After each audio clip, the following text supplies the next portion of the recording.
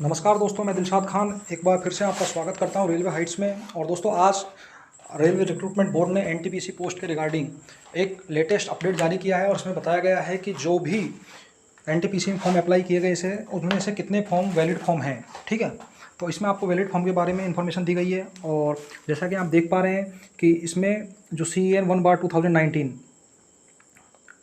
ठीक है, जो एनटीपीसी की पोस्ट थी उनके अकॉर्डिंग जितने भी उसमें फॉर्म अप्लाई किए गए थे वो इसमें सारे आपको बताए गए हैं और उसमें से जो वैलिड फॉर्म है उनका डेटा हमें बताया गया है। ठीक है, तो जैसा आप देख पा रहे हैं कि इसमें आरआरबी में अहमदाबाद से लेकर तिरुवनंतपुरम तक टोटल 21 आरआरबीज हैं। तो इसका जो डेटा इसमें जारी किया गया है और इसमें इनको दो तरीके से डिवाइड किया गया है। एक कम्युनिटी वाइज ब्रेकअप किया गया है, जैसा कि आप देख पा रहे हैं।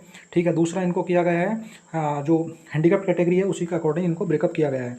और कम्युनिटी वाइज ब्रेकअप में मैं थोड़ा आपको इसको जूम करके दिखा देता हूँ।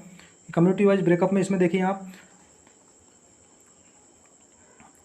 कम्युनिटी वाइज ब्रेकअप में आपको अनरिजर्व में ब्रेकअप किया गया है। ओबीसी क्रीमी लेयर कैटेगरी उसमें ब्रेकअप किया गया है, एससी कैटेगरी में, एसटी कैटेगरी में और ओबीसी एनसीएल यानी कि जो नॉन क्रीमी लेयर कैटेगरी है उसमें भी किया गया है। साथ ही साथ इसमें इकोनॉमिक और वीकर सेक्शन जो 10% जिनको कोटा मिलता है, जो जनरल कैटेगरी से होते हैं लेकिन वो इकोनॉमिकली बैकवर्ड होते हैं, तो उनका भी दिया गया है। तो इस तरीके से इसके बाद इनको टोटल किया गया है, जो टोटल इनके वैलिड फॉर्म्स थे उनके बारे में बताया गया है, वैकेंसीज थी। ठीक है, नेक्स्ट अब हम बात करते हैं कि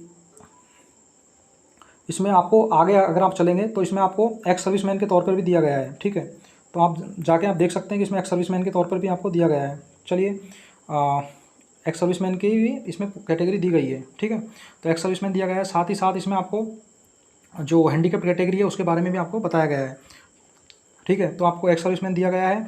एक हैंडीकैप कैटेगरी में VI, HI, LD, OD, MD और इस तरह टोटल इसकी वैकेंसीज दी गई है। ठीक है दोस्तों, अब इतना होने के बाद में अब हम बात करते हैं कि इससे क्या फ़ायदा है। तो दोस्तों, इस जो ये डेटा है, जो वैलिड फॉर्म्स का जो डेटा है, इससे आप एक तरीके से किसी भी जोन में कितना कंपटीशन है उसका आप एक अंदाज़ा लगा सकते हैं, या फिर वहाँ की कट ऑफ थोड़ी कितनी ज़्यादा हाई जाएगी या कम जाएगी, आप उसका भी एक अंदाज़ा लगा सकते हैं। क्योंकि दोस्तों, लेकिन अब मैं आपको बता देता हूँ कि इसमें सिर्फ एक सिंगल फैक्टर नहीं है कि आपने सिर्फ ये डेटा देखा और आपने अंदाज़ा लगा लिया। नहीं, इसमें तकरीबन 4 से 5 फैक्टर होंगे कि किस जोन में कितनी सीट है या जो भी आरआरबीज हैं उसमें कितनी सीट थी। ठीक है, तो पहला हमारा फैक्टर होगा ये। दूसरा फैक्टर होगा कि उन सीट्स पर कितने फॉर्म अप्लाई किए गए थे। और ठीक है, तीसरा होगा कि किस कैटेगरी की कितनी पोस्ट थी और उन पे कितने फॉर्म अप्लाई किए गए हैं। और फोर्थ नंबर का हमारा जो आखिरी जो हमारा फैक्टर है वो है अटेंडेंस, यानी कि CBT 1 में कितनी अटेंडेंस रही। क्योंकि दोस्तों, जितनी CBT 1 में अगर अटेंडेंस कम रही होगी तो वही लोग CBT 2 में जाएंगे, क्योंकि जितनी ज़्यादा लोग एग्जाम देते हैं तो उनके ज़्यादा चांसेस बनते हैं। तो इस तरीके से हम थोड़ा एक अंदाज़ा लगा सकते हैं, लेकिन कब, जब हम इन चारों फैक्टर्स को बराबर तरीके से हम इनको डिकोड करेंगे, इनको मेजर करेंगे। ठीक है, तो अभी हम इससे अंदाज़ा नहीं लगा सकते हैं दोस्तों। अभी मेरे पास टाइम थोड़ा कम है, मुझे अभी थोड़ा ड्यूटी जाना है तो इसलिए, लेकिन अभी 1 या 2 दिन में मैं पूरी तरीके से सब चीज़ों को डिकोड करके आपको अच्छे से बताऊंगा कि किस जोन में किस पोस्ट पर और कितना कंपटीशन है। ठीक है, यानी कि किस जोन में और किस कैटेगरी का कितना कंपटीशन है। तो ये मैं तो आपको बाद में बताऊँगा, लेकिन ये एक लेटेस्ट अपडेट था तो सोचा कि आपको बता दिया जाए, इसलिए मैं आपको बता दे रहा हूँ। चलिए थोड़ा सा और बता देते हैं। जैसे अब आप एक अंदाज़ा लगा सकते हैं, जैसे अहमदाबाद में अनरिजर्व कैटेगरी के 1,22,362 फॉर्म अप्लाई किए गए थे। ठीक है, जैसा आप देख पा रहे हैं 1,22,362 फॉर्म अप्लाई किए गए थे। वहीं अहमदाबाद में OBC क्रीमी लेयर कैटेगरी का ओनली 4711 फॉर्म अप्लाई किए गए। वहीं SC कैटेगरी का 58,525 किए गए। वहीं ST के 52,798 किए गए। और OBC NCL जो नॉन क्रीमी लेयर कैटेगरी है उसके 1,71,258 फॉर्म अप्लाई किए गए। ठीक है, जो वैलिड फॉर्म है हम उनकी बात कर रहे हैं। और इकोनॉमिकली वीकर जो सेक्शन है उसके 12,023 फॉर्म किए गए। इस तरीके से टोटल हम करेंगे तो 4,61,677 फॉर्म अप्लाई किए गए। तो इसी तरीके से आप जो भी अदर आरआरबीज हैं आप उनका डेटा देख सकते हैं। ठीक है, अपने जहाँ से आपने अप्लाई किया है वो आप डेटा आप देख पाएंगे।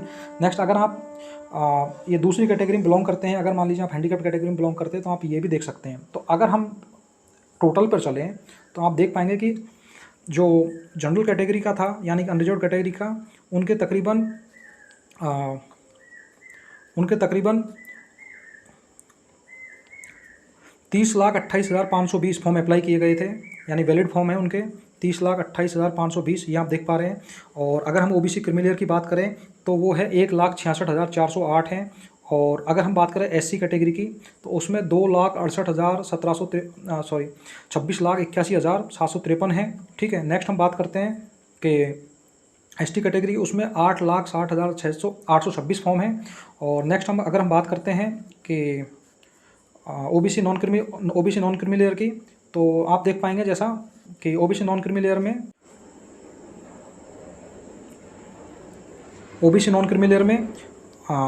54,50,511 काफ़ी फॉर्म अप्लाई किए गए हैं। ठीक है, इस तरीके से आप और भी इकोनॉमिकली वीकर सेक्शन में आप देख सकते हैं कि 4,05,06 किए गए हैं। ठीक है, और नेक्स्ट आप देख सकते हैं कि जो दूसरी कैटेगरी है एक्स सर्विसमैन, उसमें कितने फॉर्म अप्लाई किए गए हैं, उसमें भी 63,198 फॉर्म अप्लाई किए गए हैं। साथ ही साथ आप जो हैंडीकैप कैटेगरी है तो इस तरह इनके भी आप देख सकते हैं। तो दोस्तों मेरा यहाँ पे एक पर्पज़ ये था कि मैं आपको जो एक लेटेस्ट अपडेट आया है वो आपको बता दूं, ताकि आप अपने हिसाब से अंदाज़ा लगा सकें। और अगर मुझे टाइम मिलेगा तो मैं अगले 2 से 4 दिन में या फिर 1-2 दिन में जब भी मुझे टाइम मिलता है, मैं इन सारी चीज़ों को प्रॉपर तरीके से डिकोड करके जो भी सारे फैक्टर्स हैं उनको ध्यान में रख के अच्छे तरीके से मैं इनको एक समराइज फॉर्म में आपको इन्फॉर्म कर दूँगा। ठीक है दोस्तों, तो मिलते हैं, जब तक के लिए नमस्कार। और अगर आप चैनल पर नए तो चैनल को सब्सक्राइब कीजिए। ठीक है दोस्तों, जय हिंद, जय भारत।